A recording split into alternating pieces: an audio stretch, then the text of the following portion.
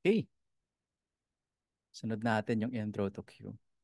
So for this, yung resources na gagamitin natin would be yung essentials, workbook natin module 2. So tapos na tayo sa module 1, we'll start with module 2.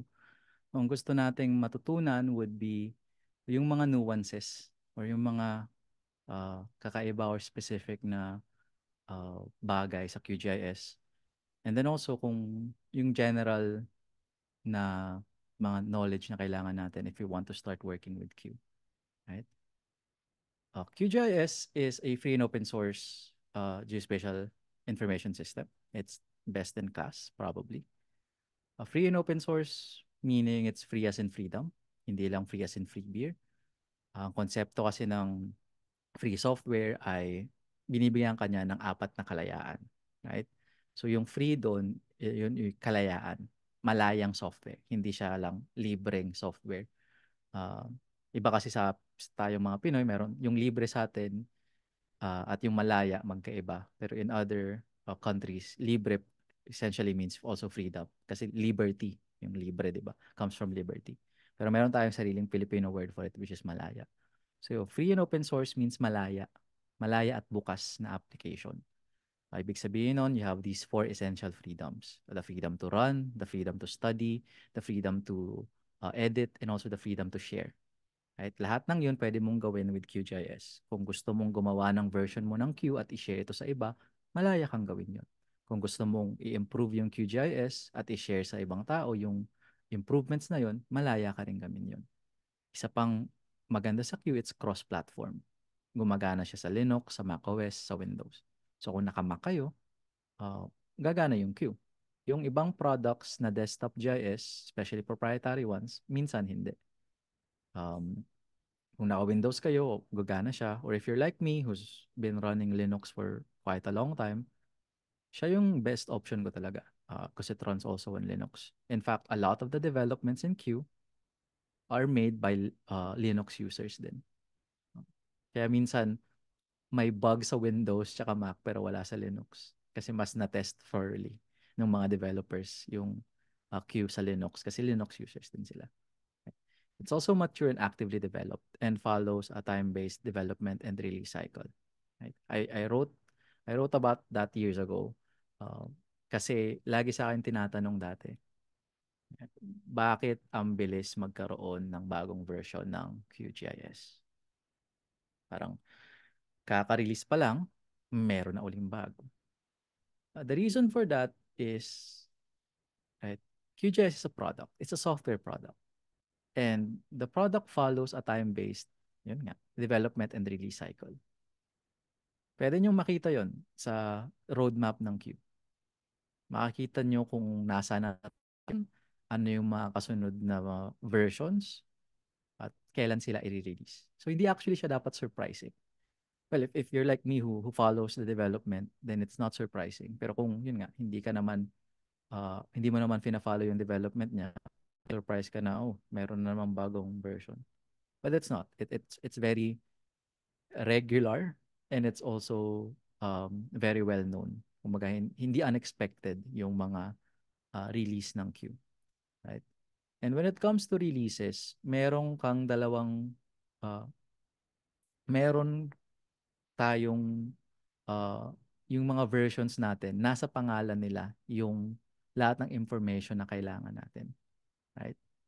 So for example, one of the most recent versions na LTR, mamaya di-discuss natin kung anong ibig sabihin nun, or long-term release, is 3.34.3. Sa ngayon, mayroong 3.36.0 Maidenhead. So yun yung pinaka-recent na LR or latest release. Himayin lang natin kung anong ibig sabihin ng bawat number dito. Yung unang 3, yun yung main version niya. We're on the third main version of Q. If you're like me, I was introduced to QGIS with version 1.5.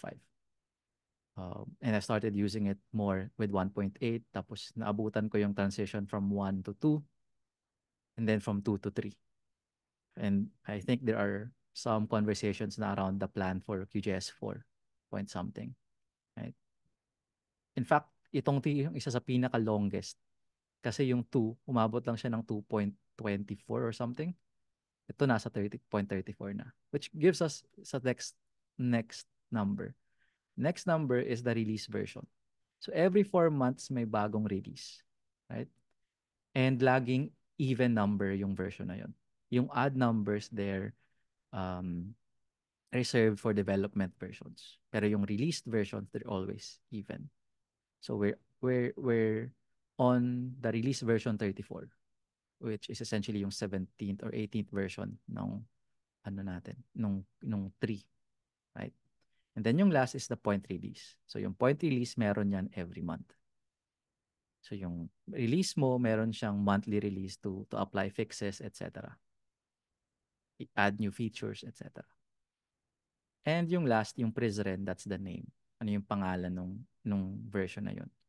Historically, with QGIS 3 point something and even yung latter parts ng 2, pinangalan siya sa mga locations kung saan nagkaroon ng QGIS user group meeting or developer meeting.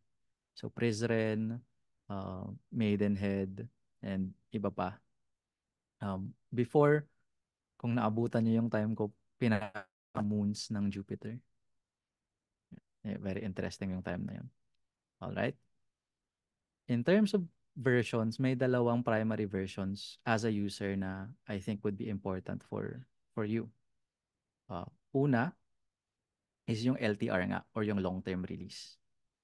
Ito, it's maintained and receives fixes for 1 whole year or until the next LTR is released. Currently 1 year yon, but there's been conversations of extending it to 2 years.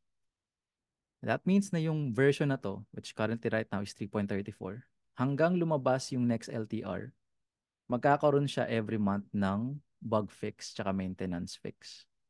At wala siyang, most of the time, wala siyang bagong features na idadagdag. That means magiging stable siya for that 1 year. Kung ano yung features niya sa start, yun din mostly yung features niya towards the end. Ang other version niya ay yung latest release or yung LR. So ito naman, this has the most recent and latest features.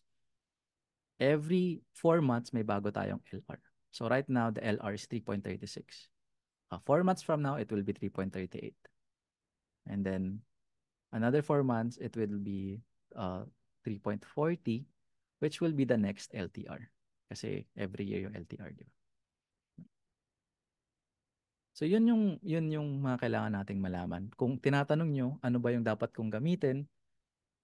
First, that depends on your use case. Pangalawa, right, with the way QGIS is made now, it really doesn't matter what you install kasi you can install multiple versions of Q on your machine.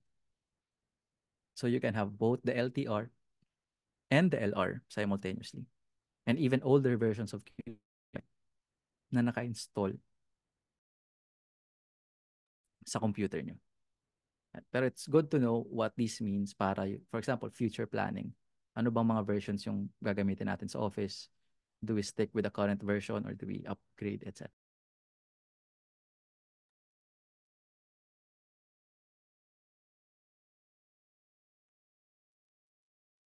Again, if it's still confusing, we can always refer to the roadmap and the visual change log para makita natin yung mga pinaka-recent na changes.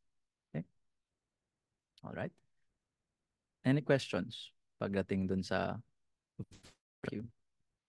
It's something na not always discussed, but I think a lot of people subliminally think about why ang bilis magkaroon ng version or bakit meron na namang bagong version yung QGIS. That is the answer. Kung if you've ever wondered yung bagay na yun.